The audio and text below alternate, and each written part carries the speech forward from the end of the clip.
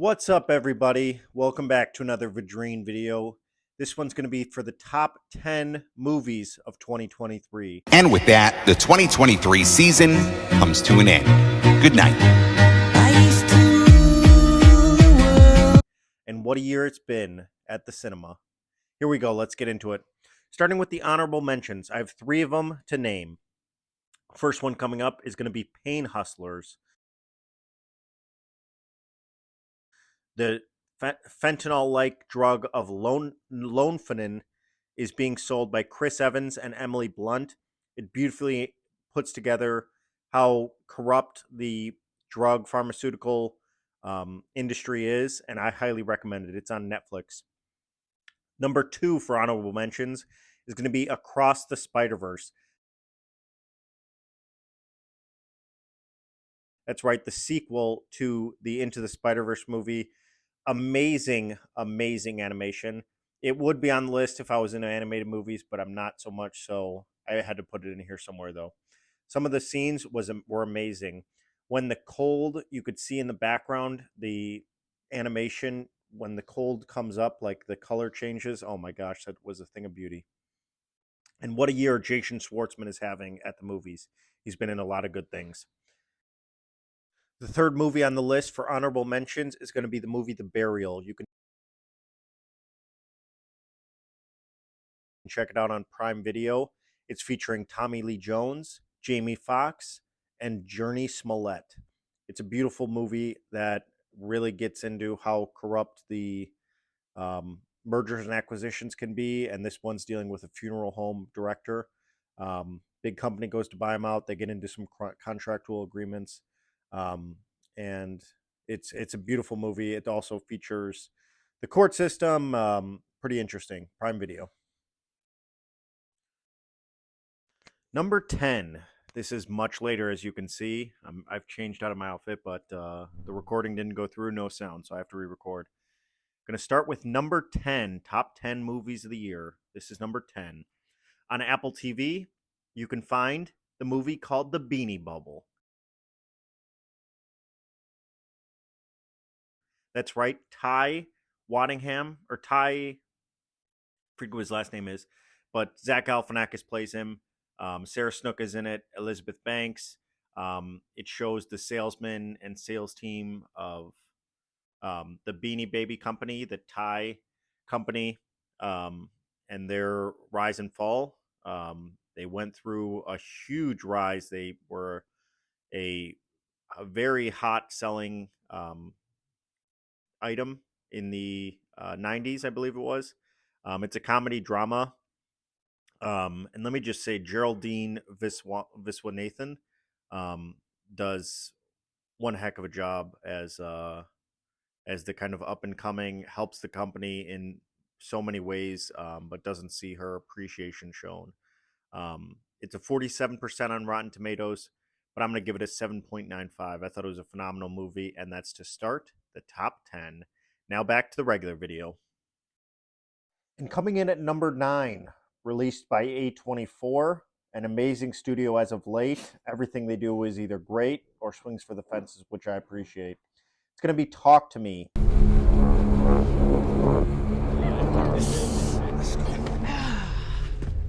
The hit thriller horror that came out that gets into a demon possession game, and it deals with psychological trauma. Phenomenal movie starring Sophia Wilde, Miranda Otto, and Zoe Terakes.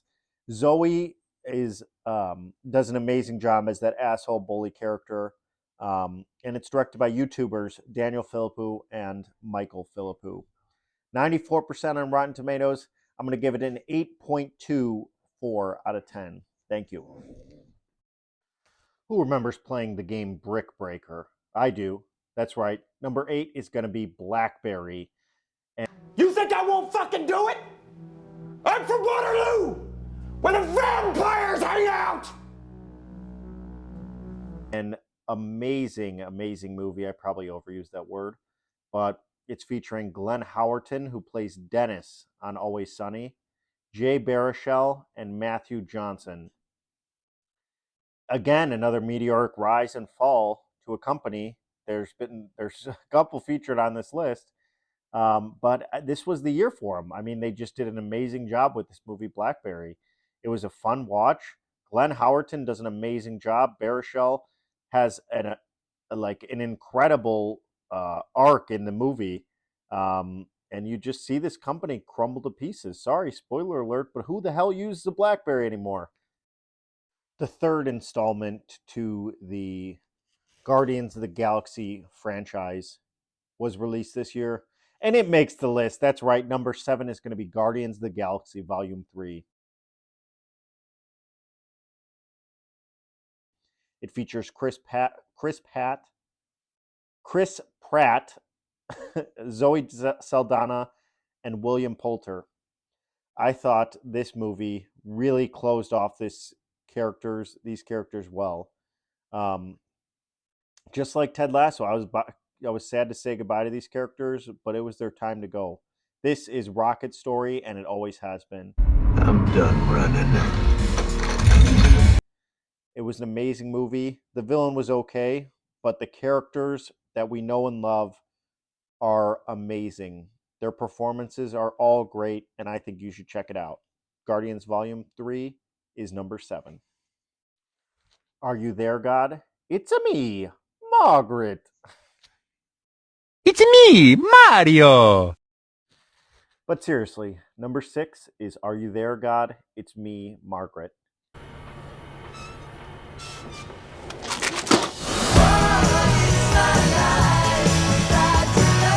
Rachel McAdams and Benny Safdie take their daughter from the city to the suburbs for the dad's job. Abby Ryder Forston plays the daughter, and it beautifully tells the story of a girl on her rise to become a woman. It's an 8.74 out of 10 on my scale, and Rotten Tomatoes gave it a surprising 99%.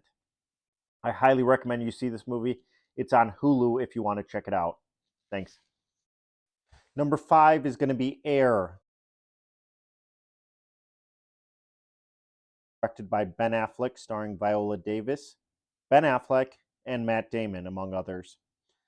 This movie is on Prime Video if you want to check it out. I would highly, highly suggest that you go watch it right now if you haven't. This was another movie of the year, a company biopic that beautifully explores what Michael Jordan and his mother did for the players in the NBA and other leagues across the world. There was never before shoe deals that would be signed where players would get a percentage of sales, and Michael Jordan made that happen along with his mother, maybe his father as well, but not too much in the movie.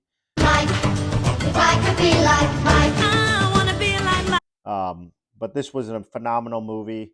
The acting chops on these characters, how intense these scenes were, how much you were rooting for Nike and Michael Jordan, thinking they're underdogs, even though in today's world, they're both on top by far.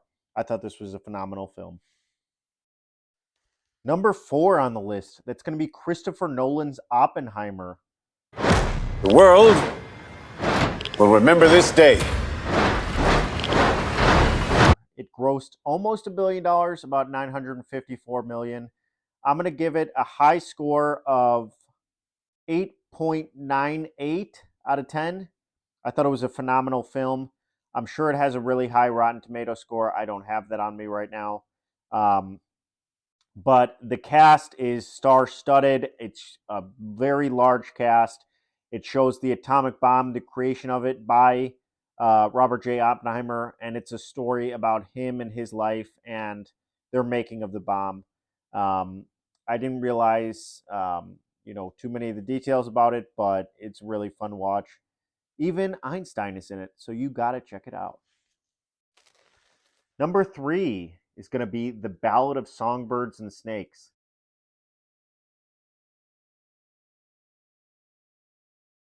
I remember seeing The Hunger Games in high school at all the midnight premieres, and I was so looking forward to this movie when it came out, and it did not disappoint.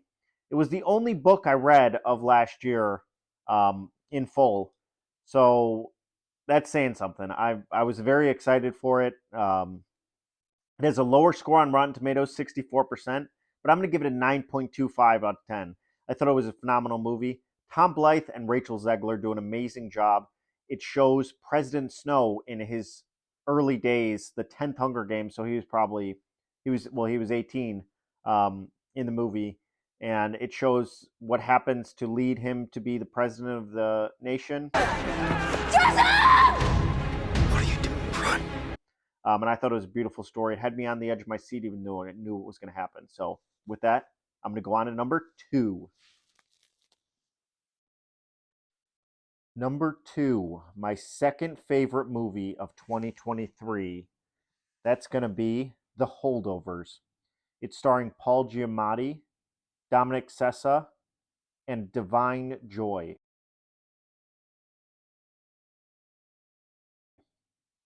This story shows boys at a preparatory school. It's like a stay-away school, and they get held over for the winter break. For some reason, they can't go back home. You know, some of them live afar, and they can't make it home. But it really shows the relationship between Dominic Sessa and Paul Giamatti. I don't know if I've seen him in anything since Big Fat Liar.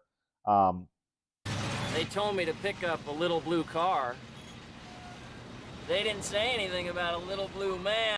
But I thought they did a phenomenal job. Dominic Sessa, it's his acting debut. He's never been in another movie, and this was my second favorite movie of the year. That just goes to show you how amazing they did. It reminded me a lot of Good Will Hunting, that relationship between a mentor and a younger person or someone who's kind of lost in their ways. And it also deals with a lot of things: mental health, sadness. It deals with loss. It was a phenomenal movie, and it's directed by Alexander Payne. I'm going to give it a high score of 9.41 out of 10. It only grossed $21 million at the box office, but I highly recommend you check it out. It's on Peacock. The Holdovers, number 2. And the number 1 movie of 2023, if you couldn't tell by my headband, is Iron Claw. It shows the Von Erich family and their inner workings. It's an auspicious movie. It's phenomenal. It's amazing. It's directed by Sean Durkin. It stars Zac Efron, Jeremy Allen White, Lily James, and Harris Dickinson. The cinematography was by Matthias, and some of the moments that they put together on screen, like when they overlap the faces with a double exposure. I don't know how they did that, but I thought it was phenomenal. This movie is a very, very sad movie. With his own 2 hands, the hands that will pass down to us, the hands that will deliver the Iron Claw to you. It's extremely dramatic. It's funny at times.